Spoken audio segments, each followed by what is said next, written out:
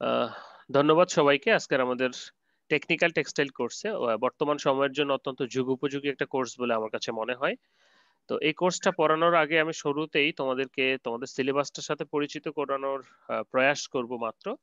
তো আমি তোমাদের সাথে তোমাদের সিলেবাসটা শেয়ার করছি, তোমরা সবাই একটু দেখো এবং দেখতে পাচ্ছ এবং শুনতে পাচ্ছ কিনা আমার কথা।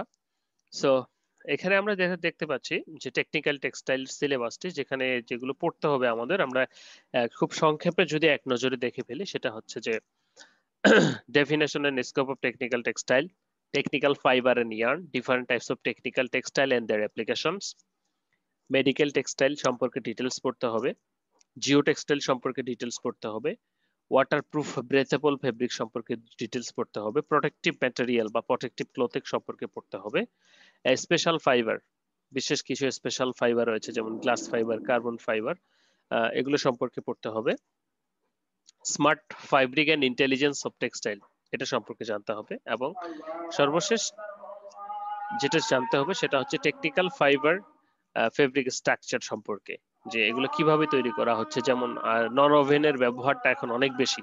তো সেই ক্ষেত্রে নন ওভেনটা কিভাবে তৈরি করছে বা কি কোন ফেব্রিকটা কিভাবে তৈরি করছে সেটা জানতে হবে। তো শুরুতেই আমরা তাহলে আমাদের ক্লাসে চলে যাই। ক্লাসে চলে যাওয়ার আগে আমি আবার একটা স্লাইড শেয়ার করছি আমাদের ক্লাসের, তোমরা সবাই একটু দেখো যে সবকিছু ঠিক আছে কিনা, সাউন্ড থেকে শুরু করে সবার দেখা যাচ্ছে কিনা। ওকে, যদি দেখা যেয়ে থাকে সবকিছু ওকে থাকে তাহলে আমরা শুরু করি। আজকে আমাদের ইন্ট্রোডাক্টরি লেকচার, যদিও অনেক বড়ই বলবো, তারপরেও একটু শেষ করতে হবে। শুরু করি আমরা। আজকে যেটা সম্পর্কে জানবো সেটা হচ্ছে টেকনিক্যাল টেক্সটাইল। আমরা তো অনেক প্রকার টেক্সটাইল দেখেছি, যে টেক্সটাইল ডেফিনেশন থেকে শুরু করে যদি আমরা বলি যে ওভেন ফেব্রিককে আগে মূলত টেক্সটাইল বলা হতো, কিন্তু বর্তমানে ওভেন ফেব্রিককে শুধু টেক্সটাইল বলা হয় না, ওভেন টেক্সটাইলটা ছাড়িয়ে গেছে সব দিকে। ওকে, সো সেই ক্ষেত্রে টেকনিক্যাল টেক্সটাইল তাহলে কোনটা? টেকনিক্যাল টেক্সটাইলও টেক্সটাইলের একটি পার্ট। টেকনিক্যাল টেক্সটাইলের সংজ্ঞার ক্ষেত্রে বিভিন্ন জন বিভিন্ন সংজ্ঞা দিয়েছেন। তো স্পেশালি আমরা যদি টেকনিক্যাল টেক্সটাইলের ক্ষেত্রে দেখি যে according to the textile institute কি সংজ্ঞা দিয়েছেন, যে textile materials and products manufactured primarily for their technical and performance properties. কি কি দুটো term, technical and performance properties, rather than their aesthetic and decorative characteristics। তাহলে এই সংজ্ঞাটা থেকে আমাদের কাছে অনেকটাই ক্লিয়ার যে এখানে দুটো বিষয় কাজ করছে। আমরা প্রথমত একটা হচ্ছে সৌন্দর্যবর্ধক যে কাজ বা ভূমিকা বা প্রপার্টিস বৈশিষ্ট্য, আরেকটা হচ্ছে তার ফাংশনাল যে কাজ, অর্থাৎ যেটার জন্য তাকে তৈরি করা হয়েছে। ধরেন আমি যদি প্রথমে বলি একটা শিকা, অর্থাৎ শিকা তো সবাই চেনেন, যেখানে গ্রামে আমরা করে থাকি সাধারণত কোনো কিছু ঝুলিয়ে রাখি, অথবা আহ মিষ্টির হাড়ি এজ লাইক এ ধরনের বা কোনো প্রকার। তো এটার উদ্দেশ্য হচ্ছে এটার কতখানি স্ট্রেংথ আছে, কত লোড নিতে পারবে এটা।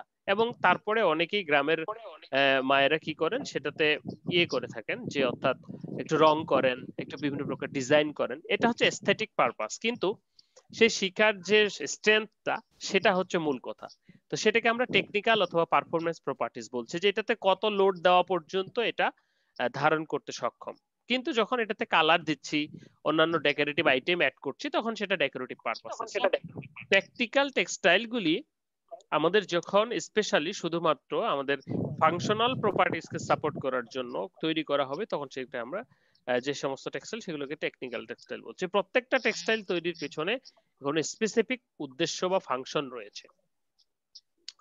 Technical textile are reported to be the fastest growing sector in the textile industry, and technical textile has been developed to meet the exacting specified and high performance requirements of a particular end use and environmental clothing and the furnishing. So in many cases, especially developed technical yarns employed to support and reinforce of the properties. দেখো বর্তমানে আমাদের কি এই technical টেক্সটাইলের ডিমান্ডটা কিন্তু কেবল growing, এবং এর আগেও ছিল না। দুদিন আগেই কিন্তু আমাদের যখন প্যান্ডামিক আসে নাই, তখন কিন্তু আমরা মেডিকেল টেক্সটাইলের সম্পর্কে জানতামই না। মেডিকেল টেক্সটাইলের যে পিপিই, পার্সোনাল প্রোটেক্টিভ ইকুইপমেন্ট সম্পর্কে আমাদের কোনো ধারণাই ছিল না। মাস্ক যদিও মানুষ ইউজ করতো, কিন্তু এতটা নয়। ওকে, সো এই যে টেকনিক্যাল টেক্সটাইলটা তাহলে কি, যখন আমরা কোনো স্পেসিফিক উদ্দেশ্যে তৈরি করছি তখন সেটাকে আমরা টেকনিক্যাল টেক্সটাইল বলছি। যেমন এখানে তিনটা আমরা ছবি দেখতে পাচ্ছি। প্রথম ছবিতে আমরা দেখতে পাচ্ছি কি যে একটা কৃষি খাতে একটা নেট নেট দেওয়া হয়েছে যেখানে পোকামাকড় বন্য কিছু না ঢুকে। দ্বিতীয়ত দেখা হচ্ছে যে একটা রাস্তার ভিতরে একটা কাপড় বিছানো হচ্ছে যেটাকে জিও টেক্সটাইল আমরা বলছি, রাস্তাটাকে ভেঙে যেন না যায় সেজন্য ঠিক রাখার জন্য। এবং তৃতীয় যেটা আমরা দেখতে পাচ্ছি সেটা একটা ফেব্রিক যেখানে পানি প্রবেশ করতে পারছে না, তাই না? সো প্রত্যেকটাই কিন্তু একটা স্পেসিফিক পারপাসের জন্য তৈরি করা হয়েছে, সেজন্য এটাকে আমরা বলছি technical textile. So according to the সংজ্ঞা অনুসারে আমাদের তাহলে বুঝতে পারছি যে টেকনিক্যাল টেক্সটাইলও একটা টেক্সটাইল, কিন্তু এটাকে একটা স্পেসিফিক উদ্দেশ্য বা একটা স্পেসিফিক কাজ করার জন্য তৈরি করা হয়েছে। ওকে, এবং পরবর্তীতে যদি এস্থেটিক বা সৌন্দর্যবর্ধক কিছু হয় সেটা পরবর্তীতে আমরা বিবেচনা করব। Okay, okay, this is technical textile definition and introduction. এটার মার্কেটের কথা যদি বলি, দেখো যে ক্যানভাস স্ট্যান্ডস 43% প্রায়, ট্রান্সপোর্টেশন এবং অটোমোবাইলে যে সমস্ত ব্যবহৃত হয় সেগুলো 23%, লেজার ড্রেসিং এর ক্ষেত্রে 12%, জিও টেক্সটাইল 10%, মেডিকেল 10% এবং প্রোটেক্টিভ 2%। এটা কিছুদিন আগের ছিল, কিন্তু এখন প্যান্ডামিকের কারণে আমাদের এই যে মেডিকেল টেক্সটাইলের পরিমাণটা পার্সেন্ট মার্কেটটা প্রচুর বেড়ে গেছে, নিয়ার অ্যাবাউট 50% অর লেস এরকম। সো তাহলে এটার এই যে আমাদের যে টেকনিক্যাল টেক্সটাইলের মার্কেটটা এটা ডে বাই ডে কিন্তু ইনক্রিজ করছে। দুঃখের বিষয় হচ্ছে যে বাংলাদেশ এই টেকনিক্যাল টেক্সটাইলের মার্কেটটা কিন্তু ধরতে পারছে না, বা আমরা শুধুমাত্র এই কোভিড এর কারণে এইবার কিছু পিপি কিছু মাস্ক সরবরাহ করেছি। ওকে, তো এখানে আমাদের কাজ করার প্রচুর জায়গা আছে, তো এখানে আমরা কাজ করতে পারবো। তো এখন একটু জেনে নেওয়া যাক আমাদের টেকনিক্যাল টেক্সটাইল গুলো সম্পর্কে। কি কি টেকনিক্যাল টেক্সটাইলের অন্তর্ভুক্ত বা কি কি ভাগে ভাগ করা যেতে পারে। সো প্রথমে যদি আমরা দেখি যে এগ্রোটেক, যেটা এগ্রিকালচার, বায়োটেক, বুইলটেক। এগ্রিকালচারের ক্ষেত্রে যেগুলো সেগুলো এগ্রোটেক, বুইলটেক অর্থাৎ কনস্ট্রাকশন বিল্ডিং তৈরি করতে যেগুলো ব্যবহৃত সেটাকে বুইলটেক বলা হচ্ছে। ক্লোথটেক অর্থাৎ ফেব্রিকের টেকনিক্যাল কাপড় নিয়ে যেগুলোতে কাজ করছে যেমন জুতা, ফুটওয়্যার ইত্যাদি। জিওটেক্স অর্থাৎ জিও টেক্সটাইল নিয়ে সিভিল ইঞ্জিনিয়ারিং এ যেখানে কাজ করা হচ্ছে। তারপর হোম টেক অর্থাৎ technical components of a furniture, household textile and floor coverings এর ক্ষেত্রে। ইন্ডুটেক অর্থাৎ ইন্ডাস্ট্রিতে যে সমস্ত টেক্সটাইল ইউজ করা হয় যেমন ফিল্ট্রেশন, কাভারিং, বোর্ড থেকে শুরু করে আরো অনেকগুলো রয়েছে। ওকে, তারপরে যদি আমরা দেখি যে মোডিটেক, যেটা কি হাইজেনিক এন্ড মেডিকেল। অটোমোবাইলস এর ক্ষেত্রে মোবাইল টেক অর্থাৎ আমাদের গাড়ির ক্ষেত্রে শিপিং, রেলওয়েজ, এরোস্পেস ইত্যাদি। ওকোটেক এনভায়রনমেন্টাল প্রোটেকশনের জন্য অর্থাৎ পরিবেশের সাথে সম্পর্কিত যে সমস্ত টেক্সটাইল সেগুলোকে আমরা ইকোটেক বলছি। প্যাকটেক মানে বুঝতেই পারছি প্যাকেজিং অর্থাৎ প্যাকেজিং এর সাথে যে সমস্ত টেক্সটাইল জড়িত। প্রোটেক অর্থাৎ পার্সোনাল এন্ড প্রপার্টি অফ প্রোটেকশনের জন্য অর্থাৎ এনি টাইপস অফ প্রোটেকশনের জন্য আমরা যে সমস্ত টেক্সটাইল ইনক্লুড সেটাকে প্রোটেক বলছি। স্পোর্টটেক অর্থাৎ স্পোর্টস এবং লিজিয়ারের জন্য অর্থাৎ যেমন জুতা, জার্সি। এবং একই সাথে আরো দুটো রয়েছেন আমাদের স্মার্ট টেক্সটাইল এবং ই টেক্সটাইল। যে এরকম যদি হয়, আমরা যদি মনে করো যে একজন মানুষের শরীরের টেম্পারেচার বা মানসিকতার সাথে সাথে তার গায়ের রংটা পরিবর্তন হবে, তার গায়ে যে টি শার্টটা আছে সেটার পরিবর্তন হবে। মনে করে একটা মানুষ স্বাভাবিক অবস্থায় আছে, সে তখন সাদা আছে আর কি। তো দেখা যাচ্ছে যে কোনো কারণে মানুষটি রাগান্বিত হয়েছে, তো রাগান্বিত হওয়ার সাথে সাথে তার বডির যে ফেব্রিকটা আছে সেটা সহ লাল হয়ে গেছে, অর্থাৎ হিউম্যান বিহেভিয়ারের উপর বেস করে সেটা শো করবে। অথবা এরকম হচ্ছে যে আমাদের কিছু লিড লাগানো হচ্ছে বা কিছু কন্ডাক্টিভ ফাইবার তৈরি করে সে টেক্সটাইল ইউজ করা হচ্ছে যেটা দিয়ে অটো ইলেকট্রিসিটি জেনারেট করছে, যেটা দিয়ে চার্জ দেওয়া সম্ভব ইত্যাদি। তো এই যে বিষয়গুলি সেগুলোকে আমরা স্মার্ট টেক্সটাইল বা ই টেক্সটাইল বলছি। তো এই হচ্ছে আমাদের টেকনিক্যাল টেক্সটাইলের কিছু পার্ট বা কিছু বিভাগ যেগুলো নিয়ে আমরা এই সিলেবাসে এই ইয়েতে বিস্তারিত আলোচনা করব। তো এখন বিস্তারিত আলোচনার পূর্বে আমরা অল্প করে কিছু জেনে নেওয়া যাক অ্যাবাউট এই টপিকস গুলো সম্পর্কে। প্রথমেই চলে আসি এগ্রো টেক্সটাইল। এগ্রো টেক্সটাইল দিয়ে সহজেই বুঝতে পারছি যে এগ্রিকালচারে যে সমস্ত টেক্সটাইল ইউজ করা হয় তখন সেগুলোকে আমরা এগ্রি টেক্সটাইল বলছি। যেমন যে ক্রপ প্রোটেকশনের জন্য বিশেষ করে যে পোকা মাকড় খেয়ে ফেলে, তাই না? যে পোকা ধরে অথবা পাখি ধান খেয়ে ফেলে, পাখি আর ধান কত খায়, যাই হোক পোকা মাকড়ের আক্রমণ থেকে রক্ষার জন্য সাধারণত নেট ইউজ করা হয়। সো এই যে ধরনের নেট এখানে ছবিতে আমরা দেখতে পাচ্ছি যে essential properties are required distance, elongation, stiffness, biodegradation, resistance to sunlight, resistance to toxic environment, etc. যেমন এখন ইঁদুর প্রচুর পরিমাণে ধান কেটে নষ্ট করছে। হ্যাঁ, তো এখানে একটা নেট যদি আমরা ইউজ করি যেটা ইঁদুর কাটতে পারবে না, তো ইঁদুর তো মোটামুটি সবই কাটতে পারে, তো ইঁদুর কাটতে পারবে না এরকম নেট যদি আমাদের ডেভেলপ করতে হয়, তাহলে নিশ্চয়ই মেটালিক ব্যাজ লাইক অধিক শক্তিশালী অর্থাৎ ইঁদুরের দাঁতের থেকেও শক্তিশালী কোনো নেট আমাদেরকে তৈরি করতে হবে, সেটা অ্যারামিড অথবা গ্লাস ফাইবার ইত্যাদি দিয়ে হতে পারে। তো এই যে এই ক্ষেত্রে যে ব্যবহারগুলি সেটাকে আমরা এগ্রো টেক্সটাইল বলছি, যেমন কি কি নেটস এন্ড রপস, তারপরে রয়েছে covering protection, continental application, containment application, drainage and land resettlement, reclamation, অর্থাৎ আমাদের অনেক সময় যারা গ্রামে থাকি বা পানি কৃষি কাজ করেছি যে পানির আল ভেঙে যায়, তো সেই ক্ষেত্রে বা মাটি ভেঙে যায়, তো এই সমস্ত ক্ষেত্রে ফর এমপ্লয়িজ এর জন্য, তারপর textile for truck and lorries, belts, filters etcetera, এটা মালামাল পরিবহন করছি আমরা। এবং সেই সাথে আমরা লক্ষ্য করলে দেখবো আমরা যখন স্প্রে করি, কীটনাশক স্প্রে করি, তখন আসলে আমাদের এই প্রোটেক্টিভ ইকুইপমেন্টস গুলি পরা উচিত। তারপরে আমরা যখন ইয়ে করছি অর্থাৎ ধান মারাই থেকে শুরু করে সেক্ষেত্রেও কিন্তু এই প্রোটেক্টিভ টেক্সটাইল গুলি দরকার হয়ে থাকে, যদিও মানুষ সেটাকে ইউজ করে না। ওকে, তবে কিছু কিছু ক্ষেত্রে করছে, কিছু কিছু ক্ষেত্রে মশা ধরতে আমরা সাধারণত করি, আহ, কি ইউজ করি অর্থাৎ ফিশিং নেট বা ফিশিং নেট ইউজ করি ইত্যাদি, পোকা ধরতে আর কি। ওকে, নাও কনস্ট্রাকশন, বিল্ডিং আর বুইল টেকের ক্ষেত্রে, অর্থাৎ যখন আমরা কোনো একটা তৈরি করছি, দেখো যে আমরা শুনেছি বাঁশের বদলে রডের বদলে বাঁশ দেয়, তাই না? তো বাঁশের বদলে যদি আমরা ফাইবার করি, তো সেই ক্ষেত্রে আসলে কি হবে, সেটা কি আরো বেশি খারাপ হয়ে যাবে কিনা? তো দেখো এখন আমাদের যে বিল্ডিং গুলো তৈরি করা হয় সবগুলোই কিন্তু বড় বড়, এবং এটার একটা বিশেষত্ব হচ্ছে যে এটার যেরকম শক্তিশালী হতে হবে ঠিক সেরকম কিন্তু এটাকে পাতলা হতে হবে, না হলে কিন্তু আসলে আমাদের স্ট্রাকচারটা দাঁড়াবে না বা স্ট্রাকচারটা অনেক বেশি ভারী হয়ে যাবে। সেজন্য সাধারণত কার্বন ফাইবার, গ্লাস ফাইবার এগুলো ইউজ করা হয় রডের বদলে। আমরা পড়েছি টেক্সটাইল র মেটাল 2 তে যে এই ফাইবার গুলো সাধারণত স্টিলের থেকে অনেক কয়েক গুণ বেশি শক্তিশালী। হ্যাঁ, তো এ ধরনের ফাইবার গুলো সাধারণত ইউজ করা হয়। তো এই ধরনের কনস্ট্রাকশনের কাজে যে সমস্ত টেক্সটাইল ম্যাটেরিয়াল ইউজ করা হয় সেগুলোকে আমরা কনস্ট্রাকশন বা বুইল টেক বলছি, যেমন টেন্স, রফিং অ্যাপ্লিকেশন যে ছাদে, তারপর ওয়াল প্যানেলস এক্সেট্রা। তারপরে যদি আমরা চলে যাই, সেটা হচ্ছে ট্রান্সপোর্ট টেক্সটাইল, যে মোবাইল টেক যেটাকে আমরা বলছি।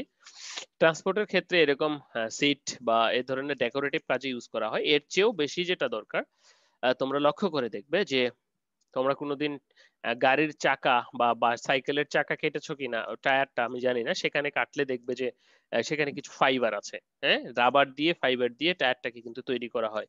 তারপর belt, hose reinforcement, safety belt, air bags, composite reinforcements ইত্যাদি আছে। দেখেন লক্ষণীয় হচ্ছে যে এরোস্পেসে যান অথবা এয়ারক্রাফটে যান, উপরে কিন্তু প্রচুর প্রেসার, আমরা যখন একটা প্লেন তৈরি করি তখন উপরে কিন্তু প্রচুর প্রেসার, দুই দিক থেকে বায়ু প্রেসার দিচ্ছে।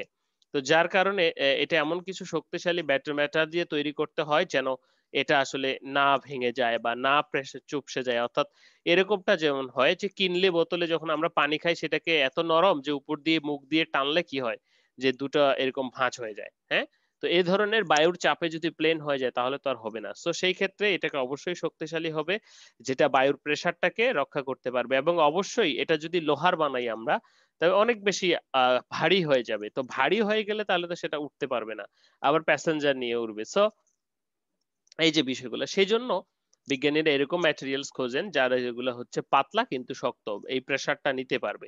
তো এই ধরনের ম্যাটেরিয়াল গুলো সাধারণত টেক্সটাইল ফাইবার এর সাথে অন্যান্য কেমিক্যাল মিক্স করে, যেটাকে কম্পোজিট বলছি, দিয়ে তৈরি করে এই ধরনের প্লেন বা এই বডি গুলো তৈরি করা হচ্ছে এখন বর্তমানে রিসেন্টলি। তো এটা আমাদের জন্য অনেক একটা সম্ভাবনাময় দিক। আমাদের টেক্সটাইল ইঞ্জিনিয়াররা শুধু ওই কালারেশনে ডাইং এ পড়ে থাকবে এমনটা কিন্তু নয়। এরপরে যদি আমরা চলে যাই ইন্ডাস্ট্রি প্রোডাক্টস এন্ড কম্পোনেন্টস, ইন্ডুটেক যেটা বলা হচ্ছে, অর্থাৎ ইন্ডাস্ট্রির ক্ষেত্রে যে সমস্ত টেক্সটাইল আমরা এমপ্লয় করছি, ইউজ করছি, সেগুলোকে আমরা ইন্ডুটেক বলছি বা প্রোডাক্টস এন্ড কম্পোনেন্ট। যেমন এখানে আমরা বেল্ট দেখতে পাচ্ছি, বিশেষ করে আমরা যারা ফ্যাক্টরিতে কাজ করি অথবা গ্রামের দিকে ওই যে ধান মারাই করে না, ধান মারাই কলে বিরাট কিন্তু একটা ফিতা থাকে বা এই ধরনের একটা রোপ থাকে, থাকে, তো সেটাও কিন্তু আমাদের টেকনিক্যাল টেক্সটাইল, বা এখন কিন্তু এগুলো আরো বেশি উন্নত হচ্ছে। তো ইন্ডাস্ট্রির ক্ষেত্রে যখন আমরা ইউজ করব, যেমন এখানে আমরা দেখতে পাচ্ছি যে ড্রাই অ্যান্ড ফিল্ট্রেশন অ্যাপ্লিকেশনের ক্ষেত্রে filter, polishing cloth, needle punch left, coated laminated fabric, fusing threads and rods, fabric and fire retardant, heat resistance, yarn fiber, etc. এরপরে যদি আমরা আলোচনা করি, তাহলে আলোচনায় চলে আসে আমাদের মেডিকেল টেক্সটাইল। খুবই অ্যালার্ম কনসার্নিং এখন এই সময়ের জন্য। মেডিকেল টেক্সটাইলটাকে যখন মেডিকেল সাবস্টেন্স, টেক্সটাইল সাবস্টেন্স গুলি মেডিকেলে ইউজ হচ্ছে, তখন সেটাকে আমরা মেডিকেল টেক্সটাইল বলছি। বিশেষ করে আগে থেকে আমাদের যে ব্যান্ডেজ এবং সেলাই সুতা রয়েছে, অর্থাৎ কেটে গেলে যে সুতা দিয়ে সেলাই করে, যেটাকে আমরা সুচার বলছি, ব্যান্ডেজেস এবং সুচার কিন্তু আগে থেকেই ব্যবহার করে আসা হচ্ছে, এবং এখনো নতুন নতুন কিছু ব্যান্ডেজের কাপড় এবং সেই সাথে সুতো বের হয়েছে। তো শুধুমাত্র মেডিকেল টেক্সটাইল ব্যান্ডেজ এবং এই সুচারেই সীমাবদ্ধ নয়।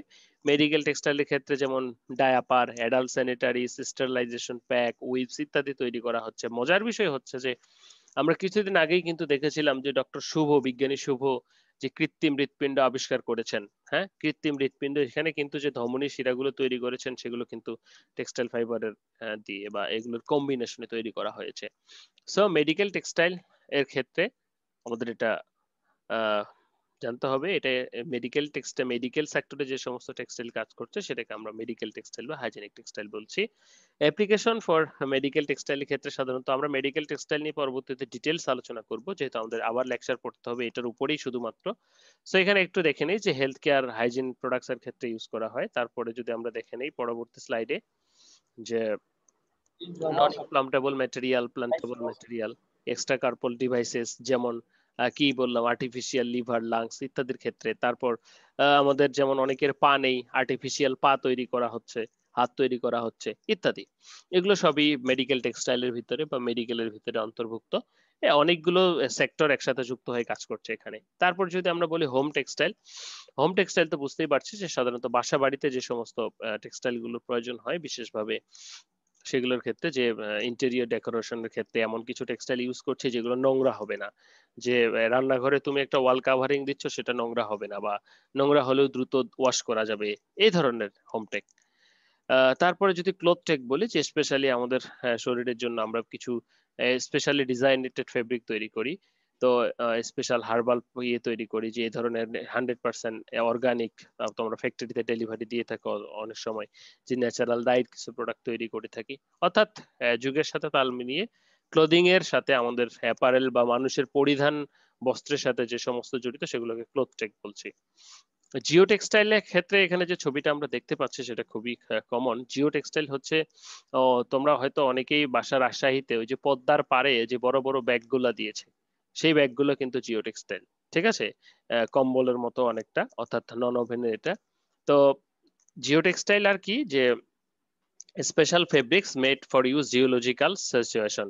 এটার একটা বিশেষ বৈশিষ্ট্য হচ্ছে এর ভিতর দিয়ে মাটির কণাগুলো যেতে পারবে না, বা আহ, ভূমির কণাগুলো যেতে পারবে না, কিন্তু পানিটা চলে যেতে পারবে। সো এ ধরনের বাঁধ রক্ষার্থে বা উম, এই কাজে ইউজ করা হয়। এখানে আমরা যেটা দেখতে পাচ্ছি যে রাস্তার উপর বিছানো হচ্ছে, যার ফলে উপরে যখন এটা দিয়ে ঢালাই দেওয়া হবে তখন যেটা হবে, এটা নিচে থাকবে, এবং নিচে যদি মাটি সরে যায় বা মাটি পানি যায়, তারপরে কিন্তু উপরের লেয়ারটা ক্ষতিগ্রস্ত হবে না।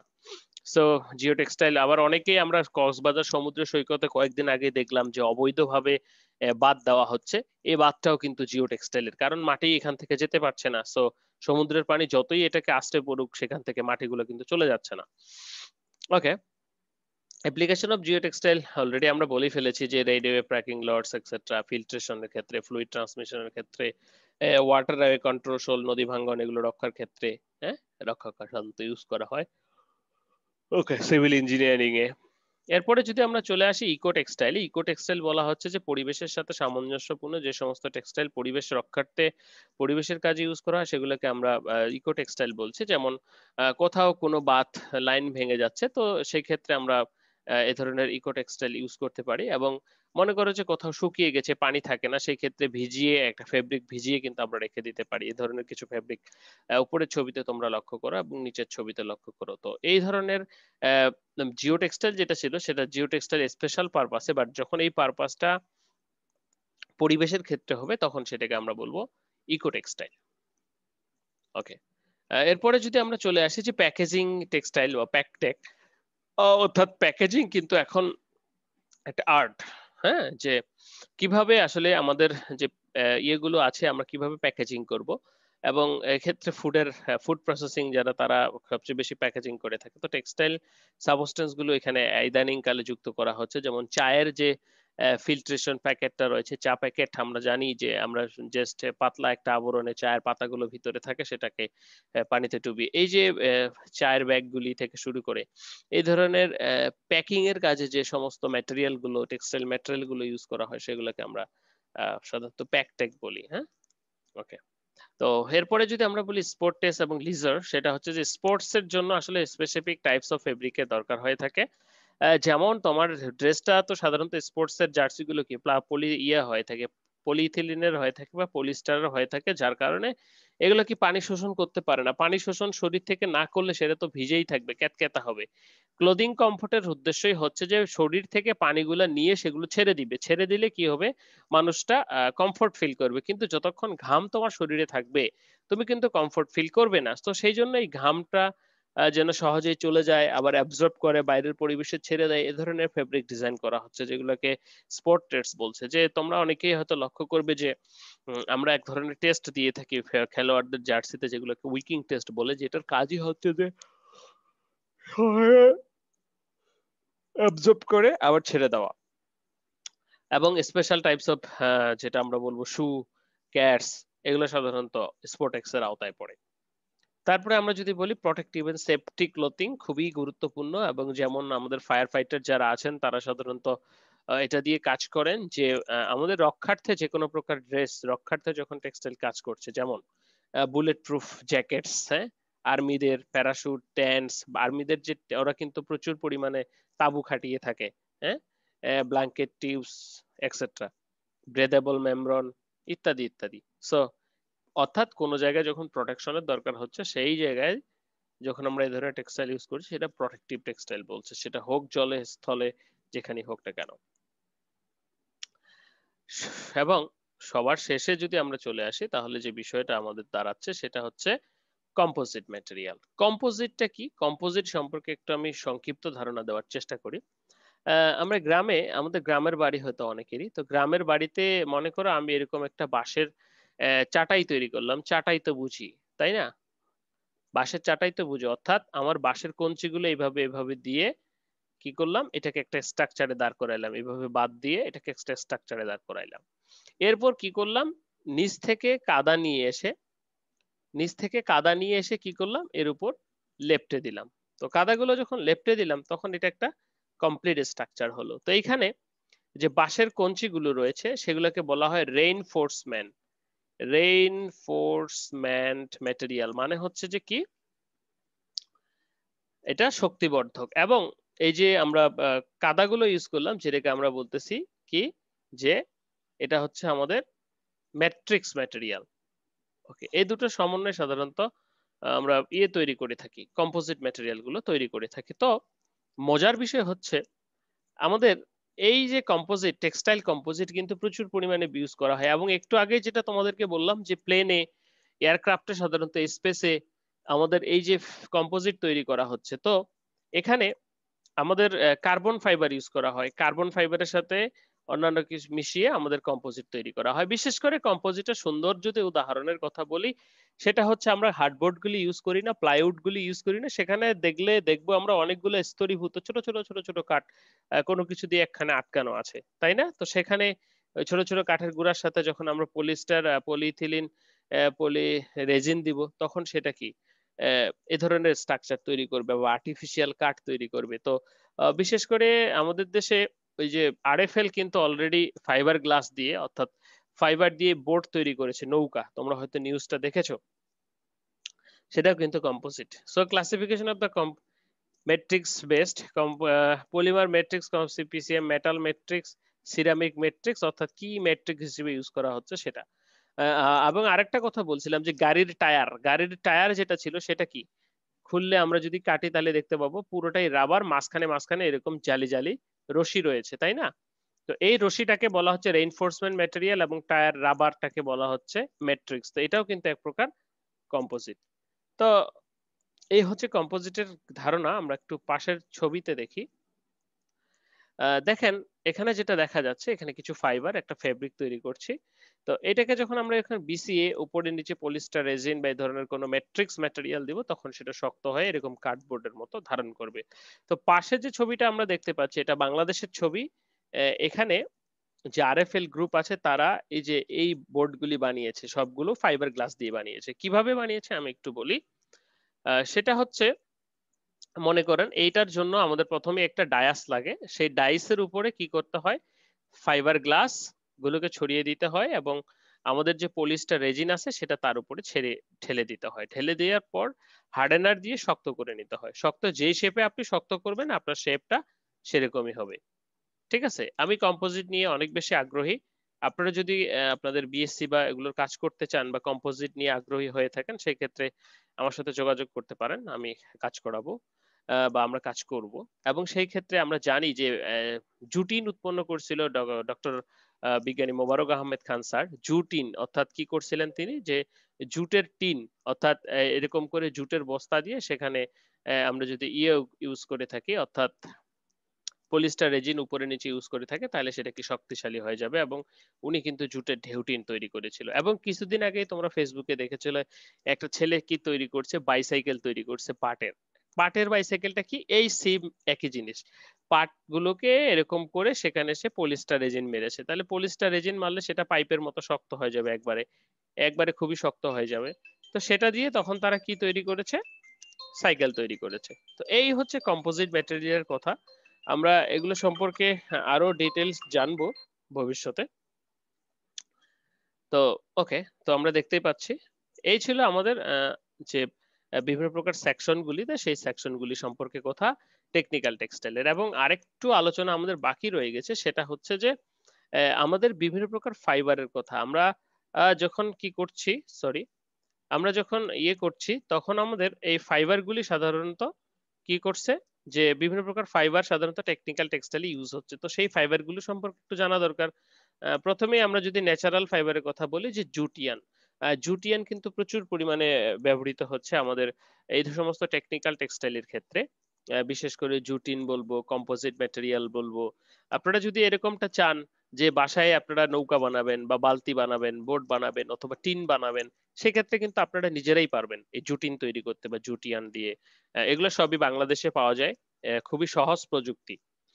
ওকে, জুট ইয়ান। তারপরে আমাদের রয়েছে, আমরা যদি বলি সেটা হচ্ছে যে পরবর্তীতে ফ্লাক্সিয়ান। ফ্লাক্সিয়ানের ক্ষেত্রে সাধারণত ব্যান্ডেজ বা এই ধরনের মেডিকেল টেক্সটাইল, বা যেহেতু এটা স্কিনের জন্য খুবই লাস্টারাস এবং ফ্লেক্সিবল, সেই ক্ষেত্রে। তারপর কোয়ার ফাইবার। কোয়ার ফাইবারের কথা তো আপনারা জানেনই, যে আমরা সাধারণত নারিকেলের ছোবড়া থেকে যেটা পাই সেটা দিয়ে কি করি, জাজিম তৈরি করি, আর কিছু করি না। অথচ এটা দিয়ে কিন্তু কয়েরের যে পিঠ রয়েছে, কয়েরের যে গুঁড়া রয়েছে, কাঠের গুঁড়া, কয়েরের গুঁড়া, এগুলো দিয়ে প্রচুর কাজ করা যায়, প্রচুর ম্যাটেরিয়াল তৈরি করা যায়।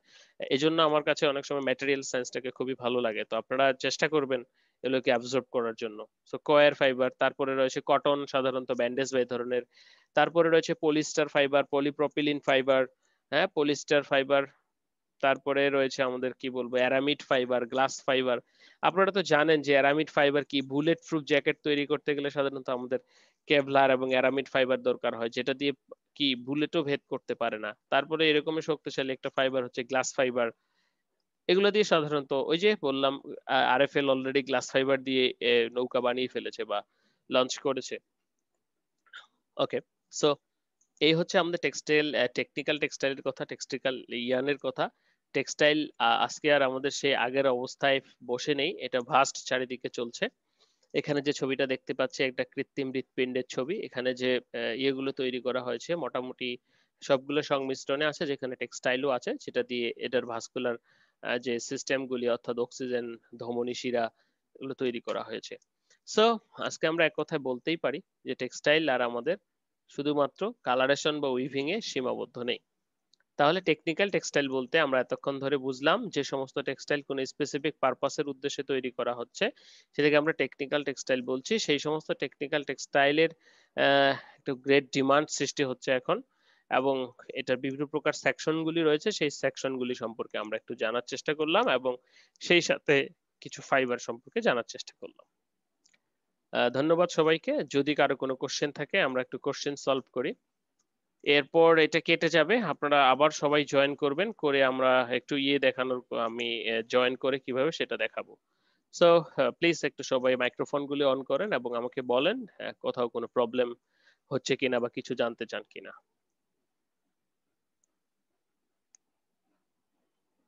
হ্যালো, আমার কথা শুনতে পাচ্ছেন আপনারা? মাত্র 9 জন আছেন। হ্যালো, আমার কথা শুনতে পাচ্ছেন আপনারা? হ্যাঁ স্যার, হ্যালো, প্রবলেম হচ্ছে না। আচ্ছা, জি জি জি স্যার, শুনতে পাচ্ছি। স্যার শুনতে পাচ্ছি। ওকে ওকে। তো এই ছিল আমাদের ইন্ট্রোডাক্টরি ক্লাস। তো এরপরে আমাদের প্রত্যেকটা সেকশন সম্পর্কে ডিটেলস পড়তে হবে। তো এটার উদ্দেশ্য এটাই নয় যে শুধু পরীক্ষায় পাশ করা। আমাদের উদ্দেশ্য, অনেকেই অনেক সময় জিজ্ঞেস করছিল আগের ক্লাসে যে স্যার শুধু পরীক্ষায় কতটুকু আসবে বা কি আসবে। আমার কথা হচ্ছে পরীক্ষায় কি আসবে না আসবে সেটা কোনো ইস্যু নয়। বিষয়টা হচ্ছে যে যেহেতু নতুন নতুন টেকনোলজি, এগুলো সম্পর্কে আমাদেরকে জানতে হবে। পরীক্ষায় যা আসবে বা আসবে না সেটা আমরা দেখব। তো ধন্যবাদ সবাইকে ক্লাসের